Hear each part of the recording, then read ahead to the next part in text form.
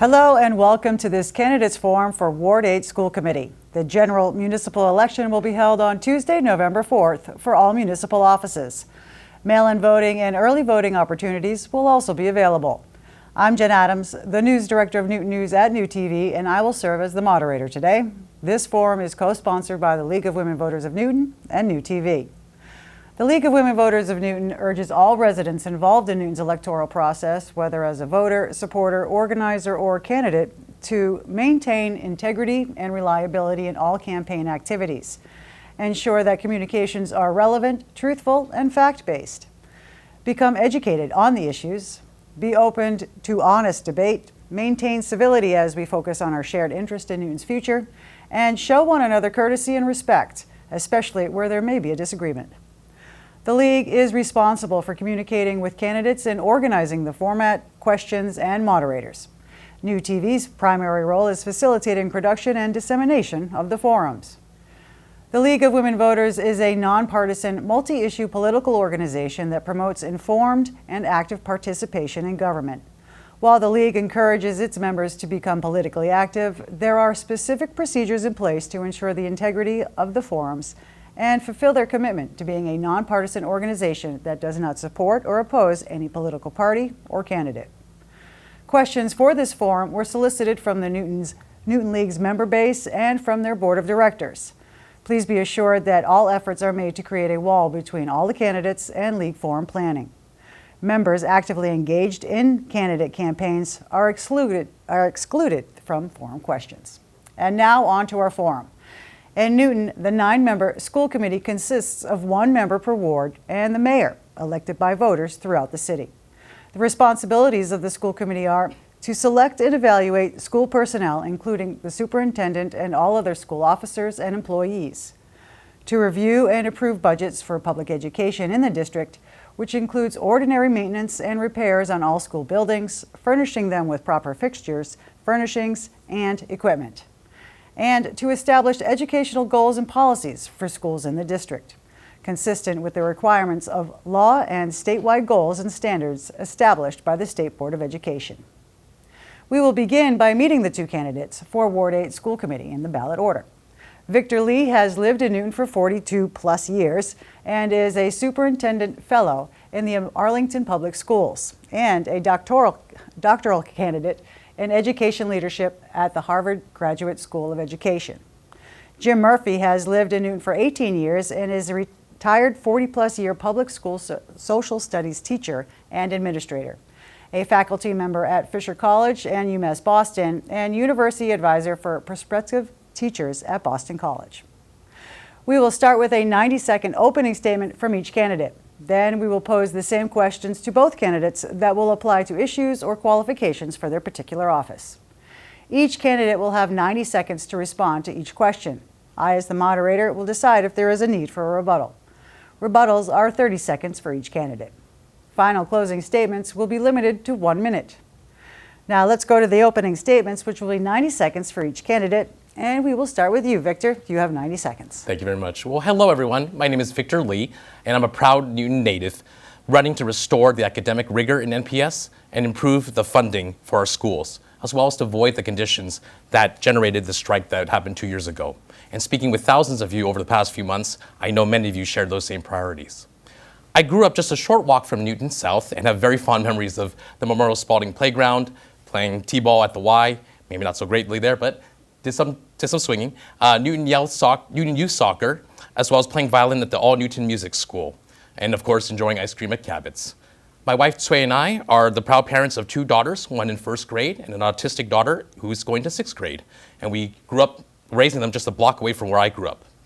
I'm the son of an educator, and education has always been central to my life. I'm a graduate of Harvard College, I hold an MBA from Wharton, and as mentioned, I'm completing my doctorate in education leadership right now at Harvard. I've taught and studied best practices in more classrooms around the United States than perhaps any other candidate, coached educators nationwide, and served in system K-12 leadership roles, including a superintendent fellow in Arlington. I also hold an active superintendent's license in Massachusetts. But I also bring private sector experience as a senior executive in organizations of the scale of Newton Public Schools, which gives me good foundations in data-driven and sound data-driven decision-making and sound financial management. But what sets me apart is not just the depth, but the relevance of my experience to the school committee. And I've built the relationships necessary to push us forward with every city councilor endorsing me to this date. I hope to earn your support as well. Thank you, Victor. Jim, you have 90 seconds for your opening statement. Thank you, and thank you to the League of Women Voters for this opportunity to introduce myself. I'm Jim Murphy. I'm a semi-retired teacher and administrator with almost 40 years of experience in public education. I started back in 1985 as a substitute teacher, trying to find out if I wanted to go back to school and teach full-time. I did, and I started my educational career in Dorchester, teaching children who were court-ordered by the juvenile courts for truancy. I spent 3 years teaching some very difficult students and ones who were, at the same time, highly imaginative and could be very engaged at times.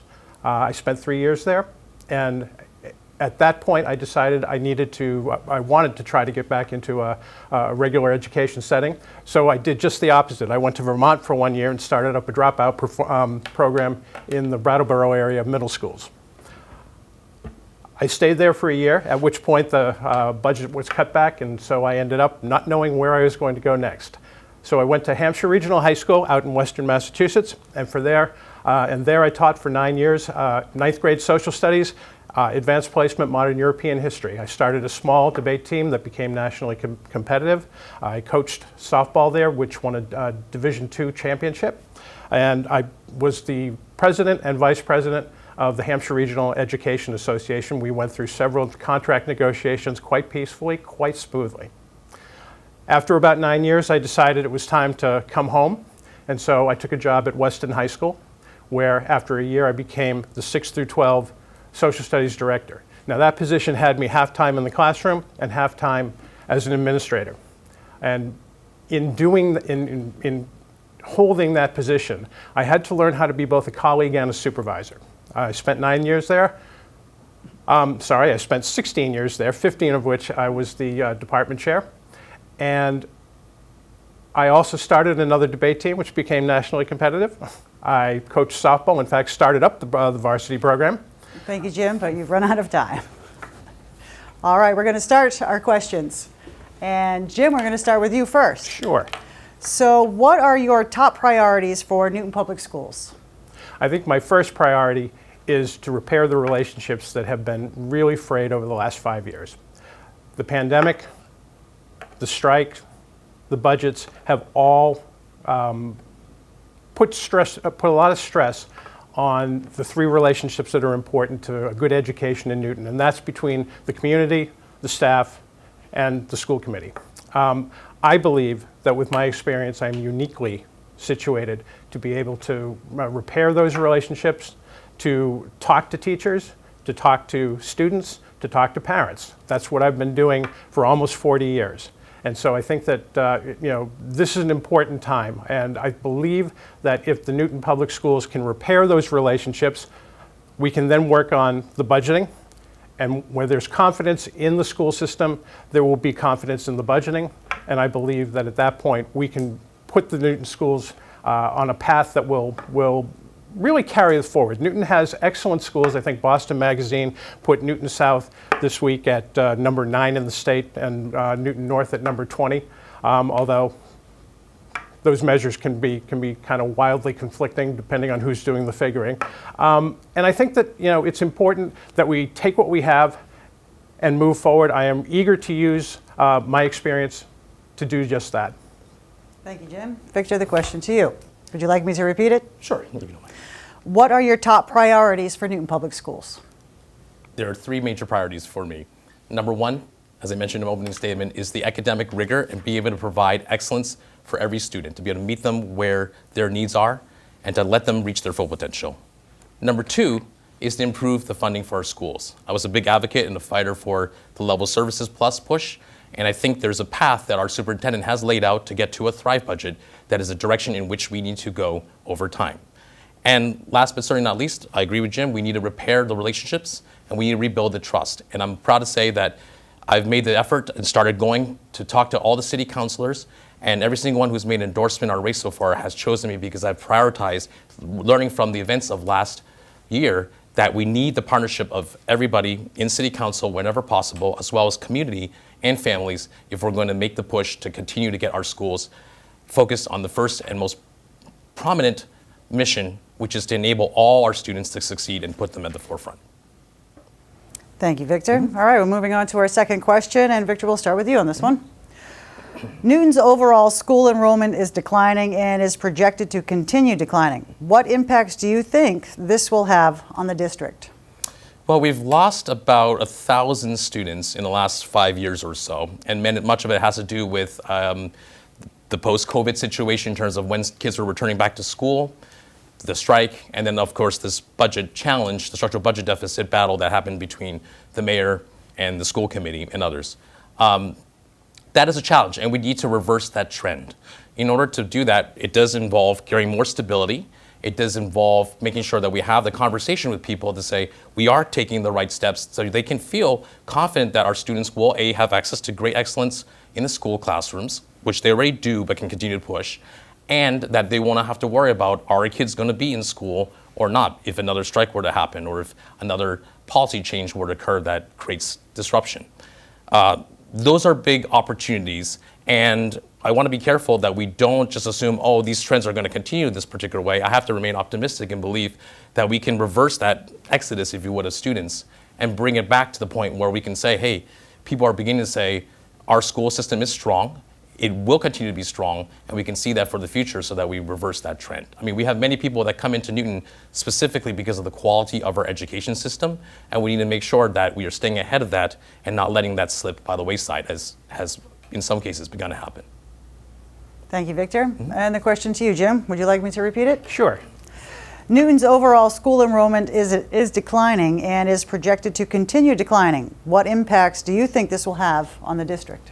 Well, I think that, part of the decline is demographic. I mean, there are going to be fewer children in the foreseeable future. But I've been around long enough that I know that those trends reverse themselves. I went to school in Weymouth, Massachusetts. At the time that I went to high school, there were 2 high schools. That went down to 1, and Weymouth went on a binge of closing up schools and turning them into condominiums.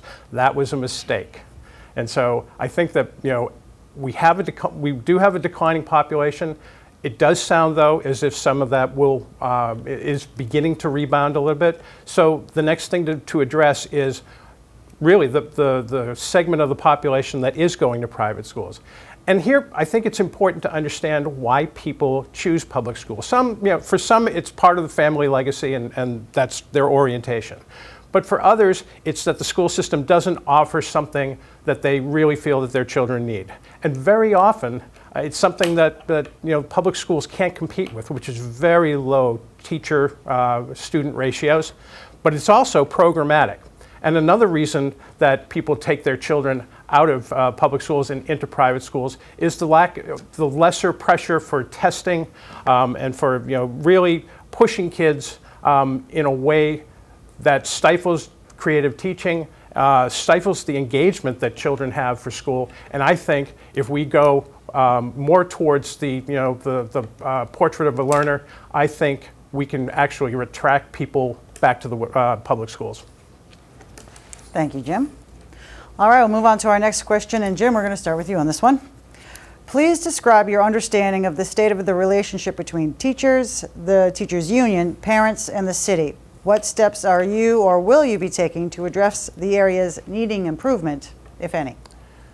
Well, I think the first thing is that part of this is not just a Newton issue. I think educators in general are feeling very beleaguered, and I do think that the relationship very often, not so much between parents and community and classroom educators, but with administrators and school committees by extension, is really where the problem is. That's part of the nearly 40-year effort to really turn school buildings from being small communities into being more corporate and to being more corporately structured from the top down. That has in turn disempowered educators, and to put on top of it test and gather data and then test again, I think has really discouraged people. In Newton, I think that has resulted in some real tension. But I think with respect to the strike that happened recently, it was bad faith bargaining on the part of the school committee. Absolutely. The school committee could have, at the beginning of negotiations, said, you know what we are paying teacher aides is obscene. We'll fix that. Had they done that, there would have been no strike. Additionally, well, not even additionally, on top of it, that has to do with the kindergarten aid, which the school committee is currently litigating, knowing full well that it's going to lose. You can't go into new negotiations when you still are acting in bad faith from the previous ones. Thank you, Jim. And Victor, the question to you, would you like me to repeat it? Yes, please. Please describe your understanding of the state of the relationship between teachers, the teachers union, parents, and the city. What steps are you or will you be taking to address the areas needing improvement, if any? So I would say that the state is a bit frayed at the moment, but not irrecoverable. And the reason I say it's frayed is because I've had the opportunity to go to somewhere around 1,500, maybe even 2,000 doors over the past 3 months. And I hear the vast majority of folks still saying their frustrations about the strike. Now, to be clear, I think there's some very important things that were done or opportunities that could have been done better by multiple parties. In my opinion, and this may be a point of potential differentiation, I believe the strike was lose-lose and there were no winners in this. The mayor definitely had some opportunities that she could have come to the table better. There were opportunities on the school committee to have communicated far better, but ultimately it was a decision, which I understand, by the NTA to go on a strike, and unfortunately left our kids out of the school system for 11 days. And that's unfortunate, and it rubbed a lot of people very in the wrong way. And it still persists, even two years later.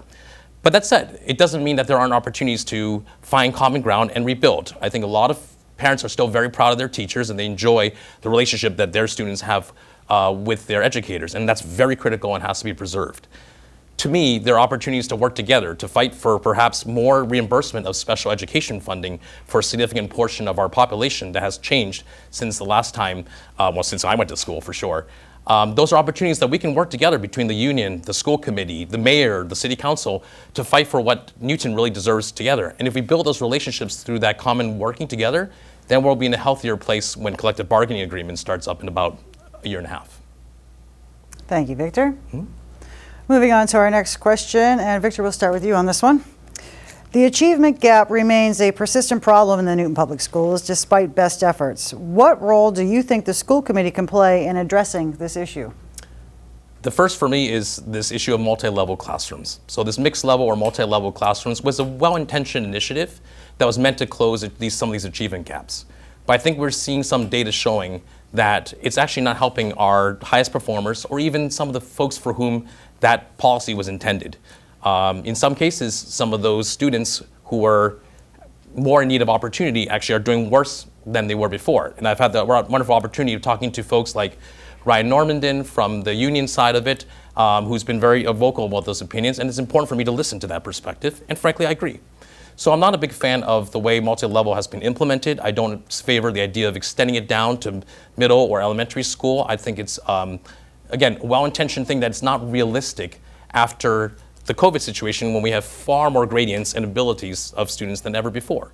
And what you end up seeing is that you actually exacerbate that gap in things like math because you have families that can afford it going to places like Russian School of Math or Cuomo or other outside places to get their additional services and education. And that only creates even more disparities over time.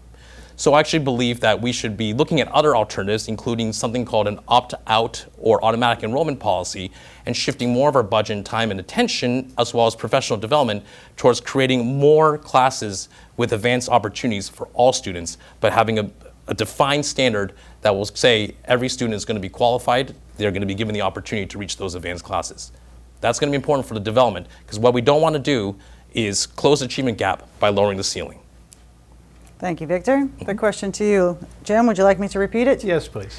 The achievement gap remains a persistent problem in the Newton Public Schools despite best efforts. What role do you think the school committee can play in addressing this issue?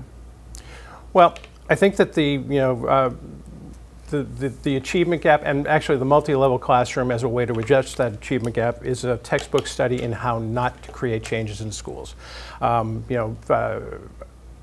a program that was working well in one segment of the school system was all of a sudden taken to scale with no warning to teachers, no training, and worse yet, no data collection. And I think that it doesn't necessarily say that multi-level classes are a bad thing just all by themselves, but when you implement anything that way, it's not going to work. Now, I managed to implement something similar in social studies in Weston with our Metco students, but the difference was we got buy-in. I found a teacher who was willing to do it. I found money to pay that teacher over the summer.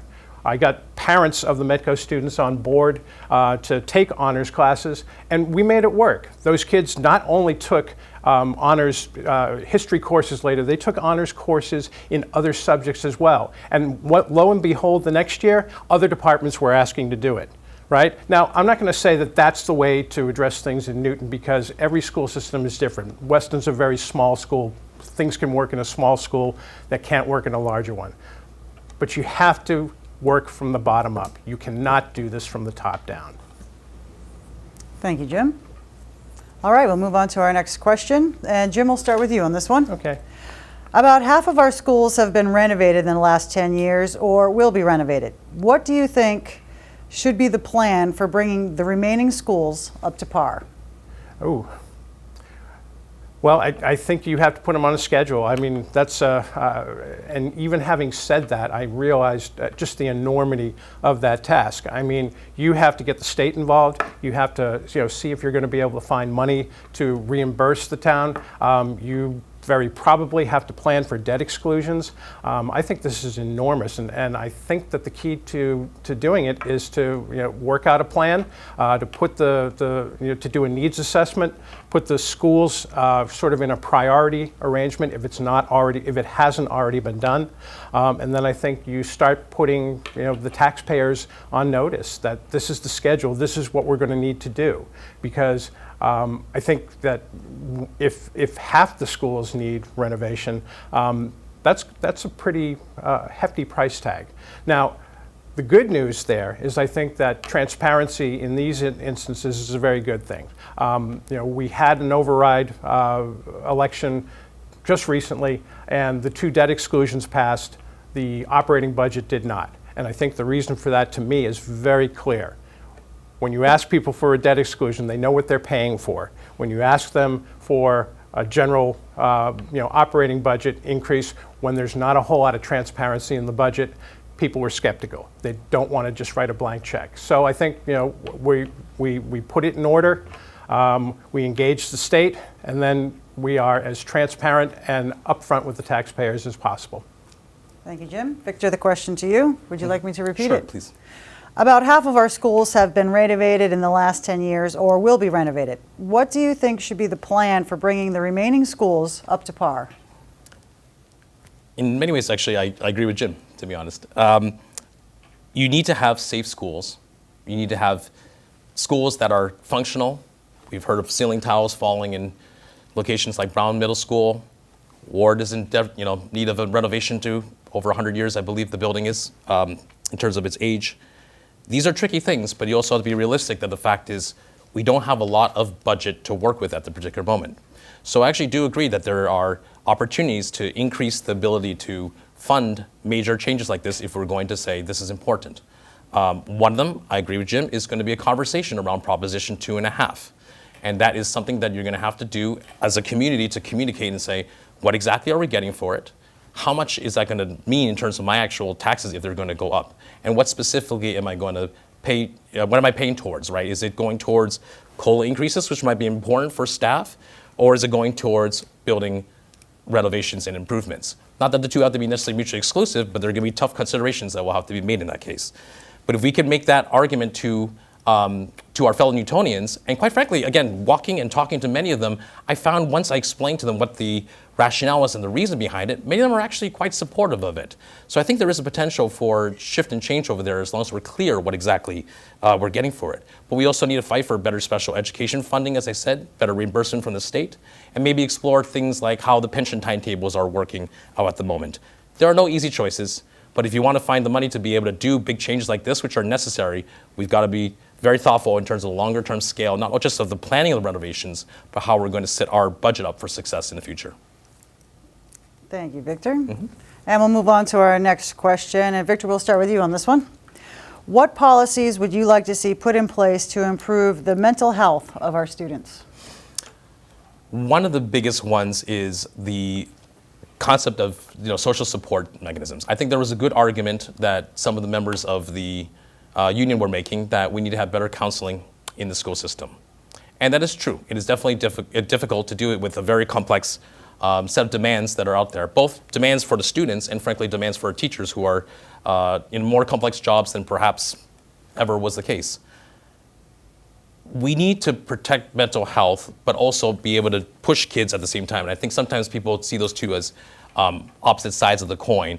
I actually think to some extent, if we're able to provide the right supports and get kids to be motivated to tackle rigorous academic programs, but not programs that just push them without considering where they are and where they can go, then we have the opportunity to actually do better. And we're going to have our families and our community backing them up and providing that kind of support, which I think is going to be critical, because the mental health of a child and the social health of the child is not just purely determined in the home, in the school system, but also by how their experiences in the home and the community. We also need to provide more access to extracurricular activities or sports or other outlets that will give people other opportunities to shine and to release some of the tension that might come up from the frankly competitive environment that the Newton Public Schools has traditionally had.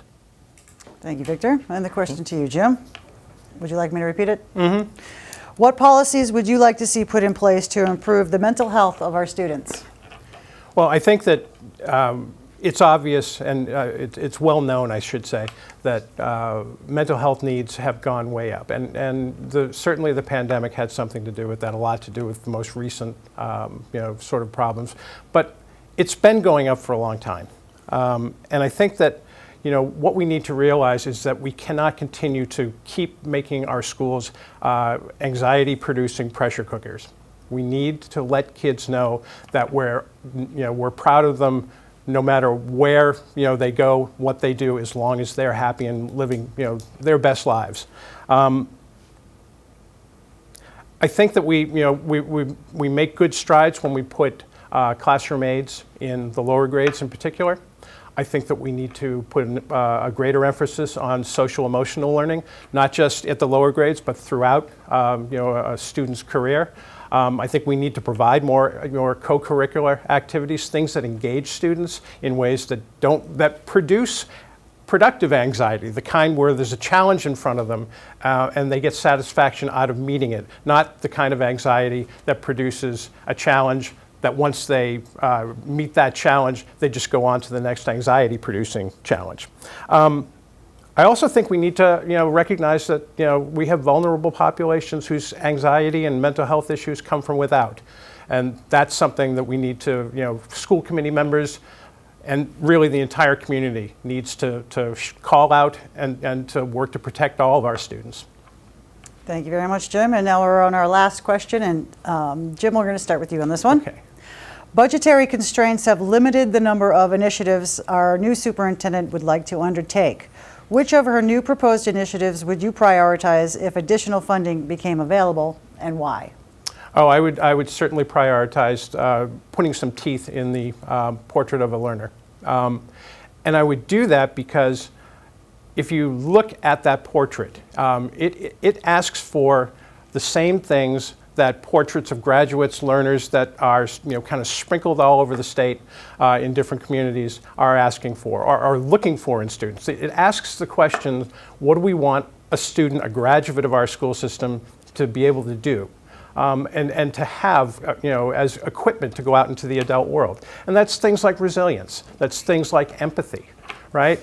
And I think if we are able to put some teeth into that, we can then start looking to measure things that aren't simply standardizable, but that are more personalized to the students for whom we want the best. I think that, if we can take, well, let me give an example.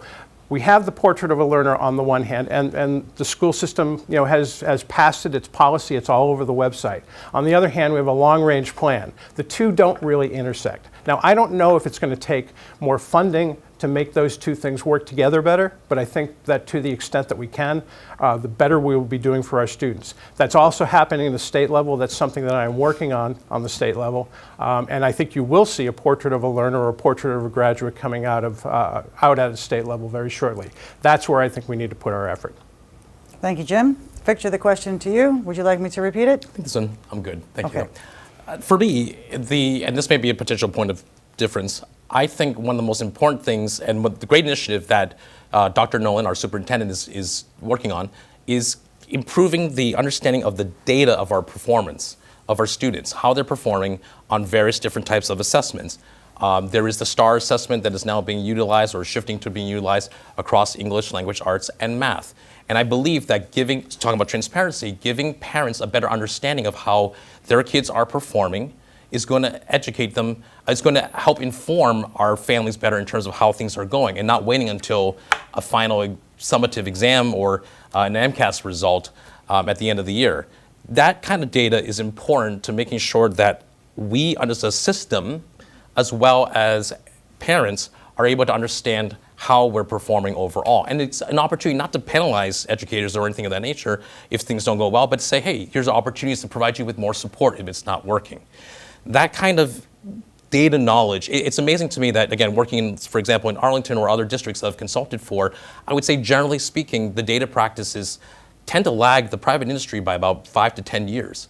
And there's a lot of learning that we can do from that to say, how do we make sure that we're making good decisions and not just based on opinions, but actually prioritizing what is good for our students based on how they're actually performing on objective data that is used and scaled across our system. That's how you make progress at the system level and how you have systematic impact that will lift us up back to where we belong. You have a rebuttal? Yeah. 30 seconds. Data is seldom completely objective. And I think that an obsession with collecting data gets in the way of good education. Specifically, one of the problems with MCAS was that it crowded out in a city like Newton things like problem-based learning, projects, even reading novels. Data is important, but we need not to obsess about it. Data-driven is bad. Data-informed is good. Thank you. We actually are out of time. So now we will go to closing statements. And Jim, we'll start with you. You have 60 seconds. Okay. I'm running for school committee because I think that there are relationships that need to be repaired, and I think also because I believe that the school system is well situated to become to take its place as one of the finest in the country. I think that there's a difference between the way that my opponent and I approach schools. Mine is very bottom up. I believe schools are not only places where children learn to compete in the marketplace, but where they learn how to be part of a community, in fact, a democratic, self-governing community. We have lost a lot of that, and we've lost it through very top-down reforms that are designed to make schools run more like businesses. That's a mistake. It's the cause of a lot of the anxiety, and it's something where we need to push the dial back. Thank you, Jim. All right, Victor, you have 60 seconds for your closing statement. Okay, so I just wanted to quickly respond to the question about data, and I'll close up very quickly. So to me, if you're data informed, you have to go beyond just being informed, and you have to be able to take action on that data you know. And that's going from data informed to being data driven. If you're data informed, but you don't think about how you're going to actually use it, that to me is not really using data. And the problem right now in Newton is not necessarily that we're being too obsessive about data, it's that we lack enough data. So really it comes back down to, again, the 3 major reasons that I'm talking about why I believe I'm the best candidate for school committee. And that's that we need to understand where we are so we can understand how we're going to improve the academic standing and rigor that Newton has been so famous for years, but has started to, in many people's perceptions, including recent graduates, slip. We have to be able to do that by smart strategic funding of the schools and having dialogue with fellow Newtonians, just like I've been doing over the past 3 months, walking every single day, talking to neighbors about what is a priority for them. And we need to rebuild those relationships, starting with city councilors and again, the mayor and other folks who are going to be critical in this partnership to get things done. And the proof is in the pudding. I've started doing that work, and I will continue to do that work to make sure that your kids are prioritized first and foremost. Thank you. Thank you both for participating.